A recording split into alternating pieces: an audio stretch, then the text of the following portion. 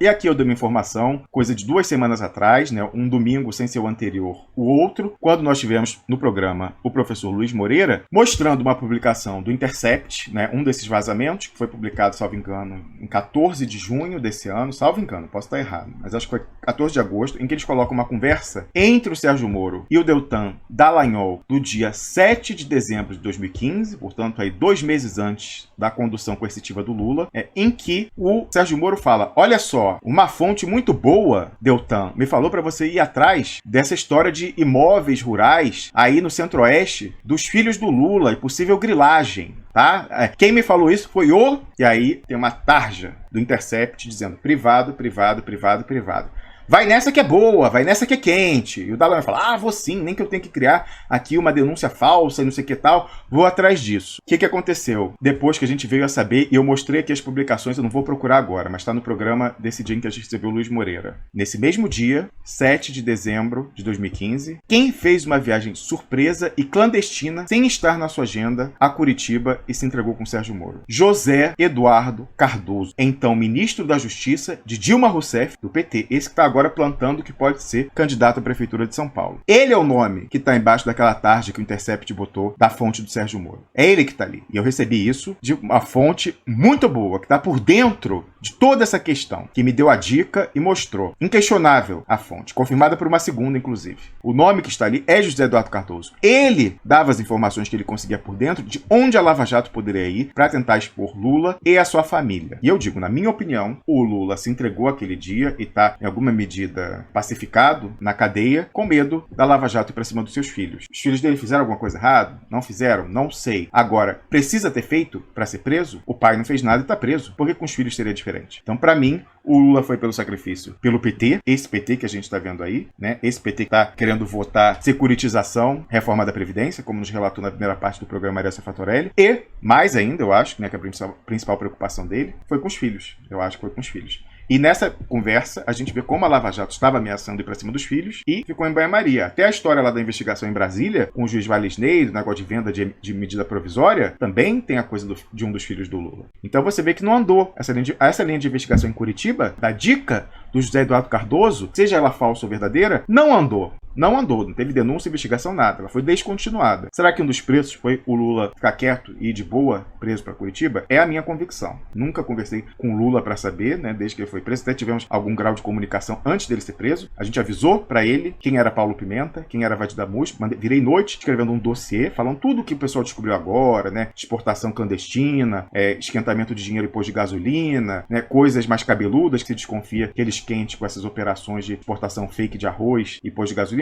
Tudo isso está num memorando entregue em mãos ao presidente Lula 2 meses antes dele ser preso, né? Então ele sabia, mas vai ver, o cara estava totalmente cercado, amarrado, né, e temendo pelos seus filhos, já tinha perdido a esposa, se entregou. Quero inclusive dizer o seguinte, alguns expressionautas perguntam assim, poxa, vocês não colocam mais na equação o Lula, não colocam o Lula como um fator aí e tal, não há tanta cobertura à questão do Lula como havia no ano passado, que a gente fazia, né, contagem regressiva para os documentos da Suíça, etc, etc. É fato, mas eu explico aqui por quê, né? Porque eu não vejo, eu posso estar equivocado, tá? Eu posso estar equivocado, mas eu não vejo mais chance de o Lula, nessas condições, que ele está totalmente cercado, amarrado, inclusive para ameaçar os filhos, servir como alavanca para derrubar o golpe. É derrubar o golpe que pode libertar o Lula. Né? Não, a recíproca não é verdadeira. O Lula está completamente neutralizado, é uma tragédia, é o nosso craque, é o nosso Pelé, é o nosso Garrincha, mas está neutralizado com essa questão da ameaça à sua família, está neutralizado lá pelo PT jurídico, que fica indo lá e controla quem tem acesso, quem não tem. Desculpa, a situação é tão dramática que ele sabe, o Lula sabe do papel do José Eduardo Cardoso. O Cardoso foi confrontado no Sindicato dos Metalúrgicos no dia 7 de abril do ano passado, dia da prisão, e confessou que ele armou a condução coercitiva. E foi para isso que ele foi no dia 7 de dezembro de 2015 em Curitiba. Ele deu algumas dicas para o Sérgio Moro, mas era para preparar a condução coercitiva que ia ser convertida em prisão do Lula já lá atrás. O Lula sabe, todo mundo do seu entorno sabe, a direção do PT toda que estava naquele sindicato sabe. E esse cidadão não só não é expulso do partido, como está plantando que pode ser o candidato à Prefeitura de São Paulo. Você entende o nosso nível de desalento e como o Lula está cercado? Ele sequer pode dizer uma coisa dessa, porque ele sabe que se ele estragar o roteiro, pegam os filhos dele. Mas isso, numa entrevista dessa, ele falasse, olha, fui traído, né, o Cardoso, não sei o que tal, e ajudasse a gente a derrubar o PT jurídico, e ajudasse as bases do PT a se emanciparem dessa liderança corrompida, cooptada, O que não ia acontecer? A gente ia voltar a ter oposição de verdade aqui. A gente tem agora o processo de sucessão. Imagina se saísse uma bomba dessa e o Lula falasse, olha, esse pessoal todo estava no sindicato, e esses que estão na direção atual, todos sabiam do Cardoso, não fizeram nada, não expulsaram ele, e o Cardoso que planejou a minha condução coercitiva, e ele que deu a dica pro Sérgio Moro ir atrás dos meus filhos. Primeiro, esse homem ia ficar pior ainda, na sua condição presa, né? Não sei o que ele ia sofrer, ter de repente mais condenações ainda, e o pessoal, como retaliação, ia atrás dos filhos dele, que não tem nenhuma relevância política, né? Não teria por que ir atrás dos filhos dele. Se não foram, os filhos são apenas a alavanca da Lava Jato contra o Lula, né? Tanto o Lula neutralizado, não tem por que ir atrás dos filhos. Se o Lula deixa de ser neutralizado e começa a causar burburinho, inclusive possibilitar uma revolução interna do PT para que ele volte a ser oposição de verdade, aí sim o pessoal cumpre a ameaça e vai atrás dos filhos dele. Então é por isso que é preciso entender a figura completa, como tudo isso se relaciona. É terrível, né? É terrível a gente ver que um quadro completo dessa natureza, infelizmente, só é traçado aqui no Duplo Expresso. Mas, como eu falei, nem que sejamos os últimos, continuaremos fazendo o nosso dever. Muitas pessoas aí estão surpreendidas com a informação que saiu só nessa semana de uma troca de e-mails entre o Marcelo Odebrecht e o seu cunhado, Maurício Ferro, irmão da sua irmã, que era diretor jurídico do Odebrecht, o Marcelo era o CEO, o presidente, em que eles falam de que a Dilma Rousseff tinha incentivado a Lava Jato para que ela pegasse o Lula, e esse era o objetivo dela, para garantir que ela fosse a candidata em 2014 e não o Lula, dizendo que a gente já sabia que o Lula queria ser candidato e ela constrangeu, tentou de todas as formas impedir que ele fosse. Então, eu vou atualizar aquele dossiê sobre a Dilma Rousseff, né, e o papel dela no golpe, a traição da Dilma Rousseff. Se você for lá do duploexpresso.com, eu vou mostrar aqui, e colocar Dilma Rússia, você vai encontrar esse artigo, né? Foi muito difícil de publicar, mas na coragem de você investir contra a Santinha do Paoco, né? E a gente furou o cronograma do golpe, que usar essa viagem secreta dela à Rússia para dizer aquela coisa do acesso às mensagens do Moro tinha sido hacker russo e coisa e tal. A gente furou e eles não puderam usar isso, tiveram que sair com Araraquara, né? Aquela coisa patética que já sumiu, inclusive, do noticiário. Alguém aí tá ouvindo falar do hacker de Araraquara, o que aconteceu, avanço da investigação, etc, etc? Não, por quê? Uma coisa podre que eles tiveram que fabricar da noite pro dia, em virtude da gente ter destruído a versão oficial, quer dizer, a versão planejada, que era de que tinham sido perigosos hackers russos associados ao Kremlin, associado ao Edward Snowden e à esquerda internacional, e aos corruptos do PT, que eles queriam salvar e tal. Queimamos, expusemos a viagem da senhora Dilma Rousseff. E aí, aproveitando, né, lá nesse dossiê, eu coloquei outras coisas suspeitas dela, uma pergunta que eu queria, se você gosta da Dilma Rousseff, se você acredita nela, eu peço que você faça uma pergunta a ela e essa resposta eu quero ouvir. Eu quero ver quem vai ter coragem de fazer essa pergunta a Dilma Rousseff. A Dilma Rousseff. Já falei com vários interlocutores dela, ninguém até aqui teve coragem, né? Primeiramente, eu queria mostrar o seguinte, né? Teve aquela publicação da TV iraniana dizendo que ela só poderia ter sido cooptada pelos Estados Unidos, né? Aqui, ó, um especial falando o seguinte, ó. O que será a razão? Dilma será medo ou ameaça? Por que ela defende os Estados Unidos, né? Ela, na entrevista à RT, que está aqui também reproduzido, então aqui tem um especial que a TV iraniana levou ao ar, falando que Dilma Rousseff tinha sido necessariamente cooptada, e não sabe por ameaça, medo, ou de repente outra coisa aí, né? De repente já era a dela mesmo, porque nessa entrevista à RT, ela fala que não havia envolvimento dos Estados Unidos no golpe. Ela afirma mais de uma vez, né? Olha só, tá aqui no minuto 9h45, ela fala: este processo, o golpe, é eminentemente brasileiro. O jornalista da RT, que sabe a verdade, porque o Vladimir Putin e o Erdogan avisaram ela que o golpe viria dos Estados Unidos, como ele sabe a verdade, ele sabe que ela tá mentindo. E aí ele insiste, né? Não, mas como assim, né? Não sei o quê. Aí ela bota no minuto 12h07. Repito que não há interferência externa como causa principal ou secundária do golpe. Ela falou isso ainda ocupando a presidência da República, quando ela estava ainda ali, quer dizer, afastada, mas titular da presidência, no Palácio da Alvorada, entrevistada pela RT. Todo mundo sabia que ela estava mentindo. E eu recebi a informação, eu estou procurando esse vídeo ainda, de que ela falou a mesma coisa numa entrevista à Telesur, o canal sul-americano bancado pela Venezuela, porque o Brasil não quis entrar no projeto, apesar do projeto ser brasileiro, ser do Beto Almeida, que esteve com a gente aqui no sábado, falando dos 65 anos do suicídio de Getúlio Vargas, né? Na RT, ela falou a mesma coisa e eu ouvi que as pessoas que estavam na sala, né, mais de uma pessoa da produção, olhando ela falando aquilo, mentindo descaradamente, porque essas pessoas sabiam do aviso que ela tinha recebido de dois chefes de Estado, do Vladimir Putin e do Erdogan, fora outros, sabendo que ela estava mentindo, e todos perguntavam ali, por que ela mente? Por que será que ela mente? Qual é o pensamento estratégico que faz ela mentir? Né? Aí tem gente já dizendo assim, ela já fez meia-culpa, agora ela disse que tem envolvimento dos Estados Unidos. Tá de sacanagem? Deve estar de sacanagem. 4 anos depois, e depois dela apanhar merecidamente aqui do Duplo Expresso por essa mentira dela, quantas vezes a gente não bateu mostrando esse vídeo, mostrando essa fala dela? Aí depois que a gente bate e expõe quem ela é, ela diz, teve Estados Unidos sim. Quando esse dado podia fazer uma diferença, ela ocultou, deliberadamente. Primeiro eu queria que você perguntasse, por que ela ocultou a verdade que ela ouviu de Recep Erdogan e de Vladimir Putin? Mas tem outra pergunta, que para mim é mais reveladora ainda, porque é difícil sair, né? É difícil sair dela.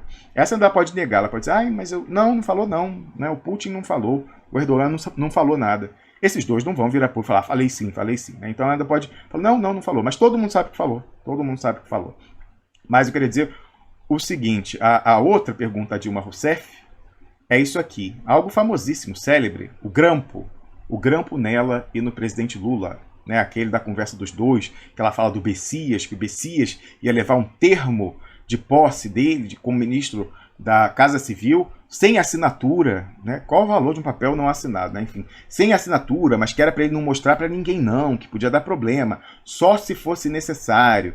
E aí todo mundo naquela época ficou assim, como o Sérgio Moro conseguiu colocar no ar na Globo News, apenas 2 horas depois da conversa ter sido gravada, esse grampo. E aí, né, o pessoal falou, só pode ser a NSA, isso prova que o Sérgio Moro tem auxílio da NSA. Quando a verdade é mais terrível e muito mais prosaica.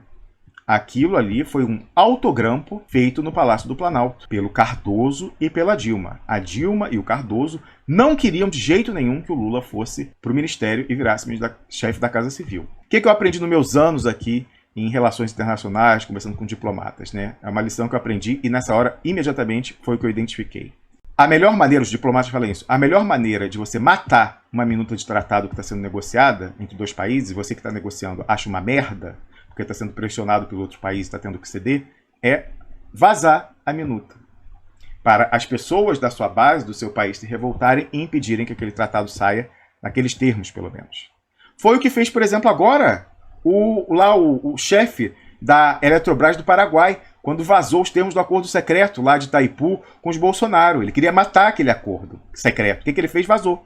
É o exemplo ilustrativo do que eu venho aqui há anos falando para vocês, que para você matar um tratado, matar um acordo ruim, é você vazar ele e escandalizar as pessoas, né? O Paraguai, muito bem, esse nacionalista, parabéns. Fez o que brasileiros deveriam estar fazendo, brasileiros da Eletrobras, brasileiros da Petrobras, que encontram esse tipo de coisa, deveriam estar vazando, mesmo que à custa do seu cargo. Ele fez isso e se demitiu na sequência, sabia que a sua permanência era insustentável. Mas não, a gente só vê a ilesa pátria, o pessoal da turma do Heleno, pessoas intimidadas no mínimo, se não cooptadas. Pois então, como que a Dilma Rousseff e o Cardoso impediram a posse do Lula no ministério, na chefia da Casa Civil? Vazando aquela conversa. Ela fala, como é que você sabe que não foi um grampo do Sérgio Moro com a ajuda da NSA para conseguir que em 2 horas estivesse no ar da Globo News? Eu sei porque eles fizeram mal feito, com muita pressa, eles tinham pressa em queimar essa história, eles estavam sendo pressionados pelo próprio Lula e pelo PT para nomear, eles não queriam nomear, né, para que a Dilma pudesse conduzir a entrega até o fim. O Lula não faria isso, né, e se ele estivesse lá, a Casa Civil fica no Palácio do Planalto, ele veria o que estava se passando. Como que eles fizeram? Vazaram essa conversa esquisitíssima, em que você vê que quem imprime malícia à conversa é apenas a Dilma. O Lula sequer compreende direito o que ela está falando com aquela história. Vou mandar um papel não assinado, Bessias, mas você só usa se precisar, senão você não mostra para ninguém, dando toda a impressão de que era algo escuso, algo errado, quando não era, de forma nenhuma, né? Ela que imputa essa malícia naquela conversa, e eles com pressa esqueceram de cortar o início do áudio. E no início do áudio você ouve a voz da secretária da Dilma Rousseff no Planalto fazendo a ligação, ainda antes de completar a chamada, para o Moraes, que é o segurança do Lula. O presidente Lula nunca teve celular. As pessoas, quando queriam falar com ele, tinham que ligar para o celular do Moraes, que era o seu segurança mais próximo. E aí você ouve a voz primeiro a secretária do Planalto, enquanto está chamando o telefone, faz assim, pip, pip, ou seja, a ligação não se completou ainda, ela falando com alguém do lado, dizendo, ela quer falar com Lula. né? Ela fala com alguém do lado dela, a Dilma quer falar com Lula. Escuta judicial, como poderia ter sido a pedida pelo Sérgio Moro, só pode ser feita a partir do momento em que a chamada completa. A operadora só tem acesso ao áudio do aparelho telefônico da secretária do Planalto só teria a partir do momento em que o Moraes atendesse. O Moraes não tinha atendido o telefone ainda, e você ouve, né, o telefone chamando de fundo e a secretária falando, ela quer falar com o Moraes. Isso é prova, minha gente, não é prova de que a Dilma Rousseff fez o autogrampo e o Cardoso, mas é prova de que foi uma escuta ambiental no Planalto. Seja colocou o telefone em viva voz e tinha alguém gravando, seja colocando algum aparelho no telefone. Eu não sei, não entendo de arapongagem, uma pasta, né? Daquelas pastas que gravam à distância. Não sei. Até acho que pasta não, porque essas pastas que gravam à distância também pega, eu acho, quando a ligação completa, né? Eu não sei qual foi o mecanismo, mas foi uma escuta ambiental no Palácio do Planalto. Agora você me diz, se foi o Sérgio Moro, quer dizer que um juiz de primeira instância grampeou o Palácio do Planalto. Primeiro que ele não teria competência, né? Investigar presidente, STF. Fora que, até quero acreditar que nunca Procuradoria-Geral da República e STF poderiam grampear a presidência da República. É um poder independente, né? Ainda mais no Palácio do Planalto, a sede do poder político brasileiro. Então, por isso que eu acredito que foi... aí você pode falar, foi, sei lá, foi a Kroll, uma empresa tudo bem, mas dado o conjunto da obra, Dilma Rousseff mentindo, dizendo que não teve Estados Unidos, outras coisas que a gente sabe aí do passado dela, etc, etc, a minha convicção, ainda mais com a prova de que a condução coercitiva foi passada para o Sérgio Moro quando o Cardoso foi visitá-lo em 7 de dezembro de 2015 e passou para ele a dica para ir atrás de supostos terrenos grilados dos filhos do Lula em 7 de dezembro. Que o Cardoso está por trás disso, eu não tenho dúvida. Agora você pode até dizer, não, ele fez isso totalmente à revelia da Dilma. Acredite no que quiser, você pode acreditar, você é livre, eu não acredito. Eu acho que foi um trabalho ali dos dois. Eu vou colocar aqui mais uma vez esse áudio, que é importante para a gente concluir, vou colocar o início, pelo menos, do áudio. É importante para a gente concluir aqui, você vê que eu não estou exagerando, eu não estou mentindo. Peraí, deixa eu voltar para o início, colocar aqui na tela. É só você colocar no YouTube aí, Grampo Lula, né? Grampo Lula Dilma, né? Um vídeo visto as milhares e milhares de vezes. Vamos ouvir, presta atenção que o importante é o início. O telefone chamando ainda, a ligação, portanto, não completa, e a voz da secretária do Planalto falando, ela quer falar com o Lula. Atenção. Ela quer falar com o Lula. Peraí, tá baixo o volume, deixa eu botar no máximo aqui. Vamos lá, mais uma vez. Mais uma vez. Ela quer falar com o Lula, que está na sede nacional. Percebe o som de gravação ambiental, o ruído de fundo com o telefone chamando? Só pode ter sido uma gravação no próprio aparelho do Palácio do Planalto. Aí, qual é a pergunta que eu quero que você, se é fã da Dilma, acredita nela, pergunte a ela, pergunte a sua assessoria, peça para os jornalistas perguntarem a ela. Por que a própria Dilma e o PT nunca exploraram essa certeza de que o grampo foi ambiental na presidência da República e que, portanto, necessariamente era ilegal? Ainda mais, alegadamente sendo feito pelo Sérgio Moro, um juiz de primeira instância. Por que a Dilma Rousseff nunca alegou isso? Por que o PT nunca alegou isso? Porque nunca se levantou dúvida sobre esse início em que você vê que a gravação é ambiental no Palácio do Planalto. A resposta, na minha opinião, é porque foi um autogrampo. Ela que deu outra. Ela que deu outra boa explicação para isso. Vamos ouvir mais uma vez aqui. Ela quer falar com o Lula, que está na sede nacional. Alô? Moraes? Moraes, como eu falei, é o segurança do Lula. Continuando. Não. Você está com o presidente? Tô. Vou te passar a presidenta Dilma, tá? Só um minutinho. Peraí um pouquinho. O presidente já vai falar? Vai. Então, peraí, deixa eu passar para ele. Só um minutinho, por favor. Tá.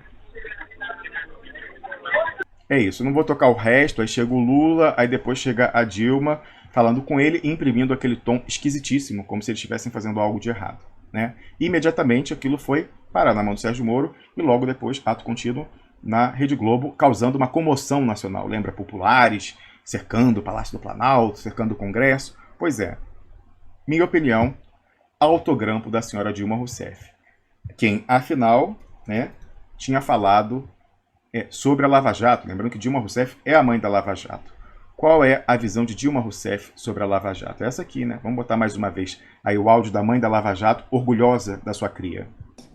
Doa quem doer. Não deve ficar pedra sobre pedra. Especialmente o Lula, né? Especialmente o Lula. Essa pedra que tinha que ser tirada do caminho. Mais uma vez, vamos ouvir a mamãe coruja, Dilma Rousseff, mãe da Lava Jato. Doa quem doer. Não deve ficar pedra sobre pedra. Pois é, então. Eu tenho que fazer uma atualização nesse dossiê. Tudo isso é o que a gente sabia até aqui. Mas aí a gente teve... Eu não vou me fiar em delação do Palocci, não, que falou, confirmou, falou, é isso mesmo, a Dilma Rousseff queria tirar, né, a candidatura do Lula, e aí por isso ela tirou o controle do financiamento eleitoral. Pode ser verdade? Pode ser verdade. Mas eu acho que é mentira. O Palocci falou que providencialmente ele estava no Instituto Lula, na frente do Lula, na sala dele, quando ele pegou o telefone, ligou para Dilma, falando, Dilma, eu quero ser candidato e tal, tentando tratar de temas de financiamento de campanha, etc, etc. Pode ser verdade? Pode. Agora, o Palocci é um mentiroso, ele fala qualquer coisa. Então, e a gente não precisa disso. A gente se contenta com o e-mail trocado entre o Maurício Ferro, né, genro de Emílio Odebrecht, e Marcelo Odebrecht, seu cunhado, portanto, irmão da sua esposa. Vou botar aqui, Marcelo Odebrecht, palavra-chave, botar Maurício Ferro, Dilma, Lula. Você vai achar uma publicação da semana passada do Antagonista. E aí você fala o seguinte, deixa eu ver aqui, peraí, chefe de gabinete, cadê? Será que é essa aqui? Você vai falar, mas é uma publicação do Antagonista. O que eu posso fazer? Alguém do Piguinho Vermelho vai publicar algo que incrimina a Dilma e mostra que ela foi uma partícipe ativa do esforço para prender o Lula? Difícil, né? Difícil. Eu vou achar a publicação, saiu na semana passada, isso repercutiu. Os canais de direita, né, me mandaram um vídeo, vou até mostrar aqui o vídeo que me mandaram, né, com uma pessoa, um youtuber de direita, fazendo estardalhaço, falando, gente, vocês não vão acreditar, acredite se quiser. A Dilma Rousseff ajudou a botar o Lula na cadeia. A cabeça dos minions de direita está pirando. Né? Porra, mas a Dilma não era do mal, ela não era amiga do Lula, a mulher do Lula, não sei o que tal. Você que é expressionauta não está nem um pouco pirado. Né? Me mandaram aqui um vídeo com muita visualização lá do expressionauta, que na verdade nada mais é do que ele fazer uma leitura ao vivo desse e-mail. A mensagem que eu quero era a mensagem desse Alexandrino Alencar para o Marcelo Odebrecht, essa aqui que está aqui, em que ele fala isso, que a Dilma estava colocando a Lava Jato em cima do Lula para garantir que ela fosse a candidata. E aí você vê essa resposta desse Fernando Santos Reis dizendo, concordo com a análise, é isso mesmo. E aí o próprio Marcelo Odebrecht falando também, olha aqui a cara de pau, olha só. Também dela apanhar depois muito da gente, porque a gente dizia que ela tinha orgulho, né? Ficava falando com orgulho. Eu assinei a lei das delações premiadas, então eu combati a corrupção como ninguém. Depois de apanhar muito duplo expresso, ela mudou o discurso. Aí tá aqui na folha. Infelizmente, eu assinei a lei que criou a delação premiada. Até o ano passado ela dizia que tinha sido a marca do governo dela. Agora ela tem vergonha, né? Engraçado isso. Uma vergonha conveniente. Essa foto aqui também é muito reveladora. Isso aqui é só a busca que eu fiz por Dilma no Twitter associado ao meu nome, essa foto muito reveladora de um intervalo na votação do impeachment, né? Que foi um golpe, sim, foi um golpe, mas foi um golpe no Brasil, não nela. A dose dela foi uma adesão a um plano de incentivo à demissão voluntária. Tá aqui ela rindo, né? Cardoso, o algoz do Lula gargalhando, Aécio gargalhando e o Lewandowski rindo bastante também, né? Isso aqui, né? Os otários somos nós, né? Eles estão de boa, estavam acertados a todo momento para fazer isso. Você já viu alguém no Piguinho Vermelho perguntando para ela de que ela ria naquela foto, junto com a Aécio Neves e o Cardoso? Não, né? Eu vou pegar até então pelo menos o vídeo que me mandaram do YouTube, porque lá ele mostra, né? É um youtuber de direita, tá? E ele chocadíssimo falou: vocês não vão acreditar no que eu descobri, né? Que saiu agora e-mails trocados pelo Marcelo Odebrecht e o cunhado dele, contando que Dilma usou a Lava Jato para pegar o Lula. Já achei aqui, vou mostrar o vídeo.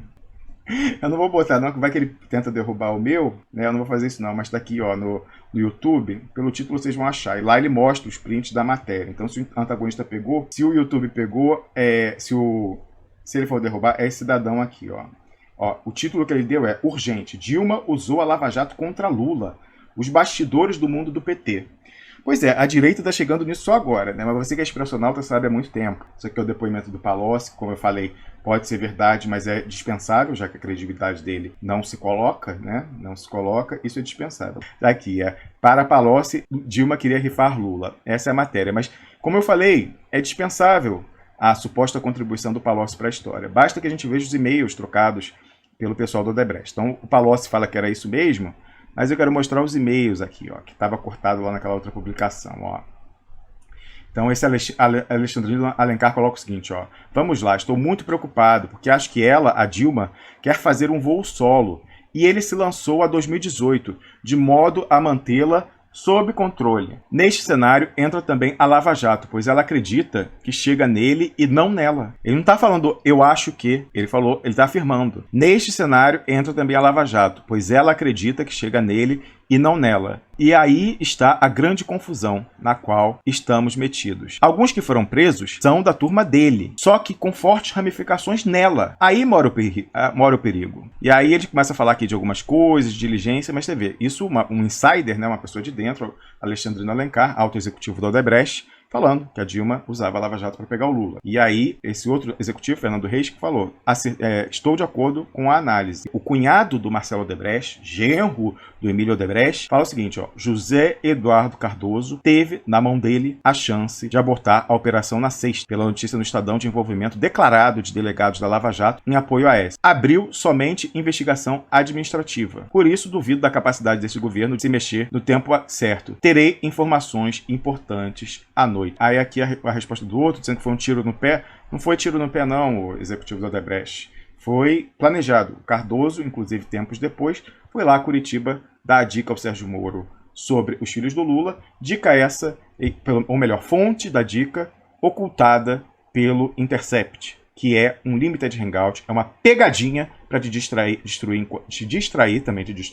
mas te distrair enquanto seus direitos e o país são destruídos. E ele já avisou que vai fazer novela em agosto, setembro, outubro. Quando ele se deparou com uma informação relevante, que era o nome do Cardoso, que ia ajudar a fazer uma revolução dentro do PT, para que a gente tivesse oposição de verdade, ele ocultou. Privado, privado, privado.